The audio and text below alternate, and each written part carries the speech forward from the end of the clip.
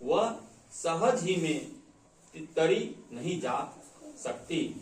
कहत कठिन समुझत कठिन, साधत कठिन विवेक, होय धुनाचर न्याय जो पुनि प्रत्ययहु अनेक। ज्ञान कहने समझाने में कठिन, समझने में कठिन और साधने में भी कठिन है।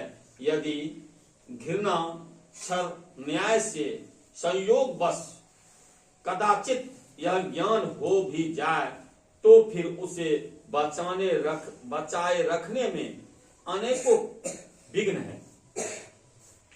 ज्ञान पंथ कृपान के धारा, परत खगेश होय नहीं बारा। जो निरबंध पंथ निरबही, शोक लब परम पद लही। ज्ञान का मार्ग कृपाण दुधारी तलवार की धार के समान है। हे पक्षीराज, इस मार्ग से गिरते देर नहीं लगती। जो इस मार्ग को निर्विघ्न निवाह ले जाता है वह केवल मोक्ष रूप परम पद को प्राप्त करता है। अति दुर्लभ के लव परम पद, संत पुराण नियम अगाम बद।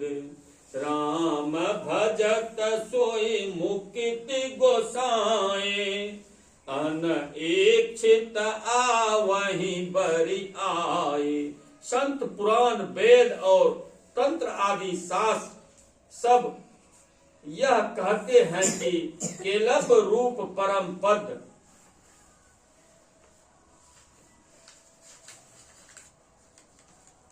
अत्यंत दुर्लभ है, किंतु हे गोसाई, वही अत्यंत दुर्लभ मुक्ति श्री राम जी को भजने से बिना इच्छा किए भी जबरदस्ती आ जाती है। जिमि थल बिनु जल रही न सखाए, कोटि भांति को करे उपाय। तथा मोक्ष सब सुनु खगराए, रही न सकहि हरि भक्ति बिहाई। जैसे स्थल के बिना जल नहीं रह सकता, चाहे कोई करोड़ प्रकार के उपाय क्यों न करे, वैसे ही हे पक्षीराज सुनिए, मोक्ष सुख भी श्री हरि की भक्ति को छोड़कर नहीं रह सकता। अस विचारि हरि भगत सयाने, मुक्ति निरादर भगति लुभाने।